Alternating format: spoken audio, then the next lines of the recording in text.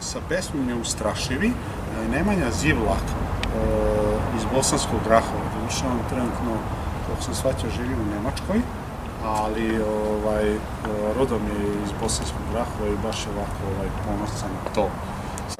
Drugo mjesto u kategoriji rodoljubivih pesama osvojio je Marko Marković iz Gruže sa pesmom Rađaj Srpkinjo.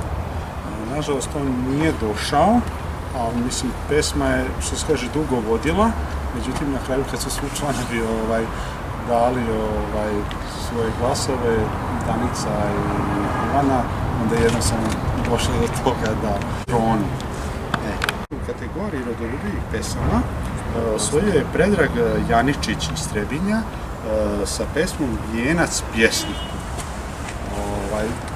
On, nažalost, kao što sam rekao ranije, Predrag nije mogao da dođe, što je njegov rođak, pa ćemo onda njemu prosto...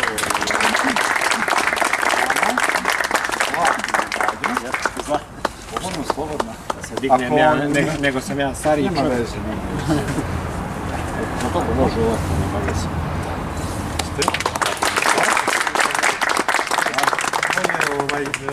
Pesma koja je ujedno ponela i najviše bodova, koliko se ja gledao statistike. Tamo neđe prokrvavih Hercegovih vitih gora, u planini pod krošnjama leži mramor do mramora. Ispod jednog starog hrasta stoji kamen mnogoljetnik, pod kamenom u odaji san usnio epski pjesnik. Na vrh hrasta soko tuži i kliktajem nebo para, zemlji glavu oborio s pjesnikom se razgovara. O, pjesniče nevoljniče, koliko smo samo puta nad sudbinom gorkom bdili, gdje se bije borba ljuta. A ja klikto pod oblakom i po bojnom gledo polju dvije vojske gdje se tuku, dva naroda gdje se kolju.